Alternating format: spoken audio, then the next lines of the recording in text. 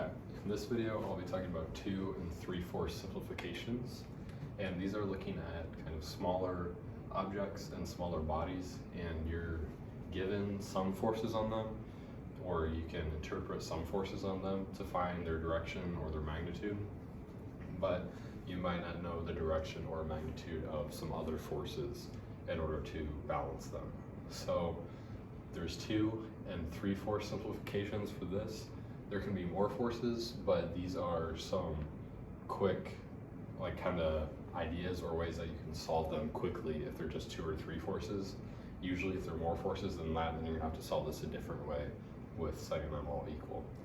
But for just 2 and 3 forces, when it's a little bit simpler, the idea that you can think about for 3 forces is you might have 2 forces that are known and 1 that isn't known in this example. So we have a force applied, we have a bracket, which we can determine has an X and a Y force.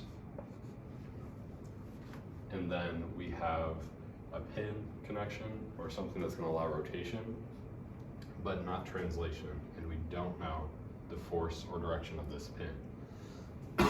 So the rule that we can use for 3 force simplifications is that all 3 forces have to pass through one similar point at some instance.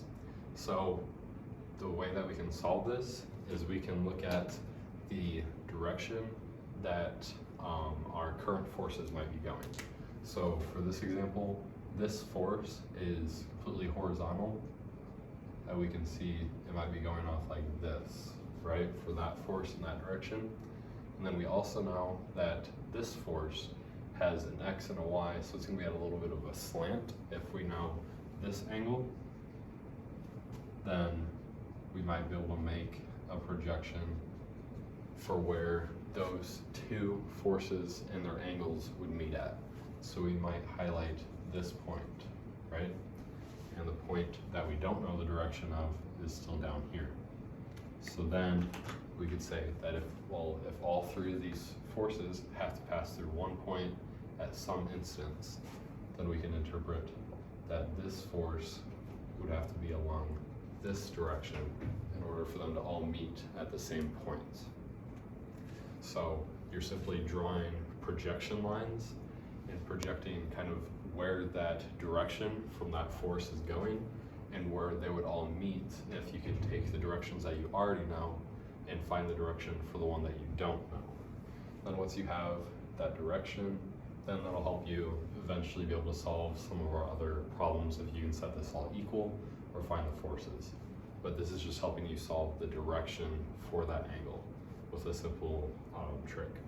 Otherwise, if they aren't all passing through the same point, kind of, for example, if you had a bar and you had forces acting on it, say you had one completely up, and that doesn't make sense, but if there's one completely up and another completely up, and you had some unknown force acting on it up here, you would have to interpret that if this object isn't moving, that force would have to be parallel to them. So either all 3 forces are passing through the same point, or they're all parallel, so that there's no motion in the x-plane. There couldn't be one that was in the xy if the others were just in the x, otherwise you have an unbalanced x or y, right? All your forces have to be canceling out and be equal to 0, so either they're all in the same direction or it's some combination that's balancing out. Our 2 force simplifications are a little bit easier. All we need to know is that forces are equal and opposite if there's 2 of them. So if this bracket, for example, had a force that was being applied or pushing on it or something, and we said that this was F of X, then if they're equal and opposite, the point or the other force, we know the other force would have to be acting on it from the other point, but we could tell that the other force would have to be an equal magnitude and an opposite direction.